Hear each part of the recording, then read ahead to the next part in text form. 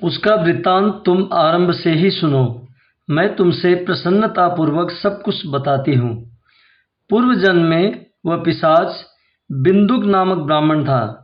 मेरी इस सखी चंचुला का पति था, परंतु वह दुष्ट वैश्यागामी हो गया।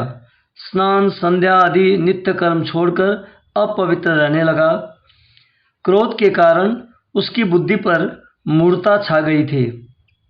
वह कर्तव्य का विवेक नहीं कर पाता था। अभक्ष्य भक्षण, सज्जनों से द्वेष और दूषित वस्तुओं का दान लेना, यही उसका स्वाभाविक कर्म बन गया था। वह अस्त्र शस्त्र लेकर हिंसा करता, बाएं हाथ से खाता, दीनों को सताता और क्रूरतापूर्वक पराए घरों में आग लगा देता था। चांडालों से प्रेम करता और प्रतिदिन वेश्या के संपर्क में रहता था। बड़ा दुष्ट था। वह पापी अपनी पत्नी का परित्याग करके दुष्टों के संग में ही आनंद मानता था। वह मृत्यु पर्यंत दुराचार में ही फंसा रहा। फिर अंतकाल आने पर उसकी मृत्यु हो गई। वह पापियों के भोग स्थान घोर यमपुर में गया और वहां बहुत से नरकों का उपभोग करके वह दुष्ट आत्मा जीव इस समय विंध्य पर्वत पर पिशाच बना हुआ है। वहीं वह दुष्ट पिशाच अपने पापों का फल भोग रहा है। तुम उसके आगे यत्नपूर्वक शिव पुराण की उस दिव्य कथा का प्रवचन करो, जो परम पुण्यमयी तथा समस्त पापों का नाश करने वाली है। शिव पुराण की कथा का श्रवण सबसे उत्कृष्ट पुण्य कर्म है। उससे उसका हृदय शीघ्र ही समस्त पापों से शुद्ध हो जाएगा और वह प्रेत योनि का परित्याग कर देगा। उस दुर्गति से मुक्त होने पर बिंदुक नामक पिशाच को मेरी आज्ञा से विमान पर बिठाकर तुम भगवान शिव के समीप ले आओ। सूत जी कहते हैं, सौनक, महेश्वरी उमा के इस प्रकार आदेश देने पर गंधर्वराज तुम्बरु मन ही मन बड़े प्रसन्न हुए। उन्होंने अपने भाग्य की सराहना की।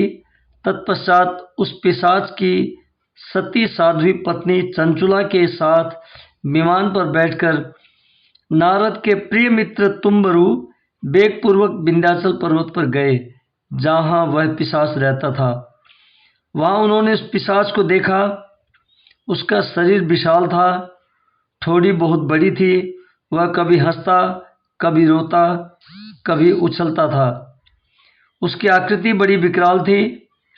भगवान शिव की उत्तम कीर्ति का गान करने वाले महाबली तुम्बरु ने उस अत्यंत भयंकर पिशाच को पाशों द्वारा बांध लिया।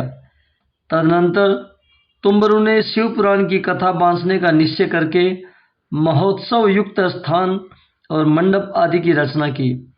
इतने में ही संपूर्ण लोकों में बड़े वेग से यह प्रचार हो गया कि देवी पार्वती की आज्ञा से एक पिशाच का उद्धार करने के उद्देश्य से शिव पुराण की उत्तम कथा सुनाने के लिए तुम्बरु विंध्य पर्वत पर गए हैं।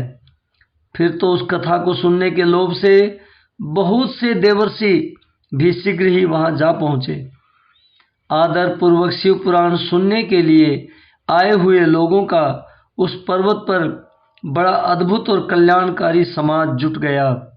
फिर तुम्बरु ने उस पिशाच को पाशों से बांधकर आसन पर बिठाया और हाथ में वीणा लेकर गौरीपति की कथा का गान आरंभ किया।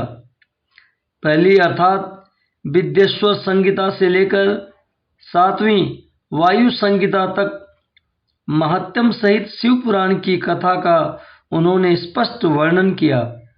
सातों संगीताओं सहित शिव पुराण का आदर पूर्वक श्रवण करके वे सभी श्रोता पूर्णतः कृतार्थ हो गए। उस परम पुण्यमय शिव पुराण को सुनकर उस पिशाच ने अपने सारे पापों को धोकर उस पैशाचिक शरीर को त्याग दिया। फिर तो शीघ्र ही उसका रूप दिव्य हो गया। अंग कांति गौरवर्ण की हो गई। शरीर पर श्वेत वस्त्र तथा सब प्रकार के पुरुषोचित आभूषण उसके अंगों को उद्भासित करने लगे। वह त्रिनेत्रधारी चंद्रशेखर रूप हो गया। इस प्रकार दिव्य देहधारी होकर श्रीमान बिंदुक अपनी प्राण वल्लभा चंचुला के साथ स्वयं भी पार्वती वल्लभ भगवान शिव का गुणगान करने लगा।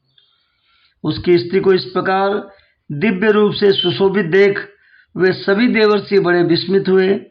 उनका चित्त परमानंद से परिपूर्ण हो गया। भगवान महेश्वर का वह अद्भुत चरित्र सुनकर वे सभी श्रोता परम कृतार्थ हो प्रेम पूर्वक श्री शिव का यशोगान करते हुए अपने अपने धाम को चले गए।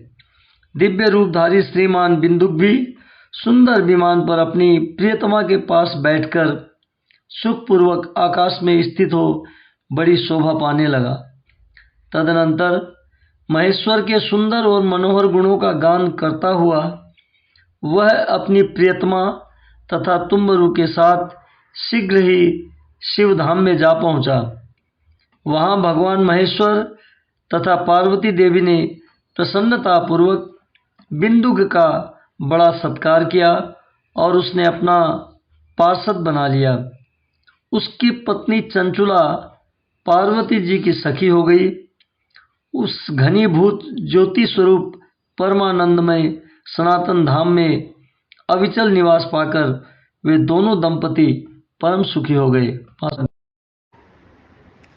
रघुपति राघव राजा राम, नारायण नारायण नाम।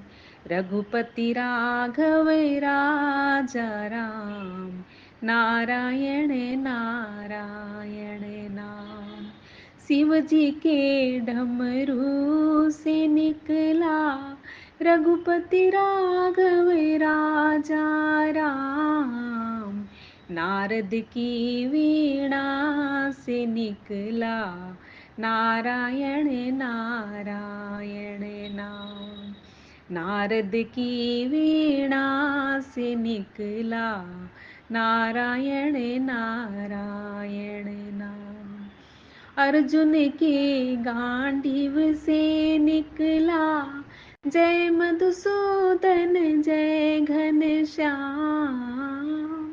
द्रौपदी की आहों से निकला भक्त के रक्षक हैं भगवान। द्रौपदी की आहों से निकला भक्त के रक्षक हैं भगवान। शिव जी के डमरू से निकला रघुपति राघव राजा राम। सबरी के बैरों से निकला भाव के भूखे हैं भगवान। सबरी के बैरों से निकला भाव के भूखे हैं भगवान। भक्त प्रहलाद के मुख से निकला तुझ में राम मुझ में राम। भक्त प्रहलाद के मुख से निकला तुझ में राम मुझ में राम। शिव जी के डमरू से निकला रघुपति राघव राजा राम। ब्रिज की कुंज गली से निकला राधे कृष्णा राधे श्याम। ब्रज की कुंज गली से निकला राधे कृष्णा राधे श्याम। चार वेद छह शास्त्र से पुकारे हरि ओम सीताराम। चार वेद छह शास्त्र पुकारे हरि ओम सीताराम। शिव जी के डमरू से निकला रघुपति राघव राजा राम। नारद की वीणा से निकला नारायण नारायण नाम।